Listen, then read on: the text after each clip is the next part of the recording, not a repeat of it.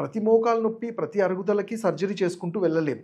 మన పద్ధతి మనం కూడా దాన్ని కంట్రోల్ చేయడానికి మనం ఏం చేస్తున్నామనేది చాలా ఇంపార్టెంట్. సో, నేను ఇంతకుముందు చెప్పినట్టు అధిక బరువు ఉన్నవాళ్ళు బరువును కంట్రోల్ చేసుకుంటూ, నరిష్మెంట్ డైట్ అంటే న్యూట్రియంట్స్ ఉన్నవి, కాల్షియం రిచ్ ఫుడ్స్ కానియండి, ఎస్పెషల్లీ మన డైట్‌లో వెజిటేరియన్స్ అయితే మునగాకు, అలానే వావిలాకు లాంటివి కొంచెము మునగాకునైతే పప్పుల్లో వాటిలో వేసుకోవచ్చు. నువ్వులు, అలానే క్వినో అంటాము, సజ్జలు, ఆవు నెయ్యి, నాన్ వెజిటేరియన్స్‌లో ఎగ్స్ లాంటివి, బాయిల్డ్ ఎగ్స్ కానియండి, అట్లానే బోన్ సూపు ఇలాంటివి మనం డైట్‌లో యాడ్ చేసుకొని, ఒక ఆయుర్వేద వైద్యుడిని మీరు అడిగినప్పుడు మేము మీకు మీ నాడిని చూసి కరెక్ట్ డైట్‌ని సజెస్ట్ చేస్తాము. మన బాడీయే వీటిని రిపేర్ చేసుకోవడానికి.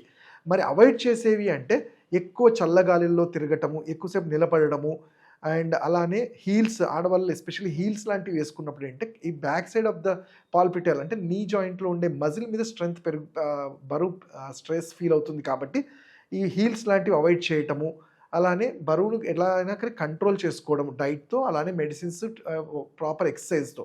ఇంకో కామన్‌గా క్వెషన్ అడిగేది ఏంటంటే, డాక్టర్ గారు మరి మోకాలు నొప్పులు ఉన్నప్పుడు వాకింగ్ చేయొచ్చా అంటారు. జనరల్‌గా ఏంటంటే ఆల్రెడీ అరుగుతున్నాయి. వాకింగ్ అనేది ఏంటంటే ముందు మనం ఎవరికి అడ్వైస్ చేస్తాము, ప్రికాషనరీ నోట్‌గా చేస్తాం. కానీ అరిగిన వాళ్ళల్లో పాసివ్ ఎక్సర్సైజెస్ చేయాలి కానీ ఎక్కువసేపు వాకింగ్ లాంటివి, ఇలాంటివి మెట్లెక్కడాలు, దిగాలి ఇలాంటివి అవాయిడ్ చేయాల్సి ఉంటుంది.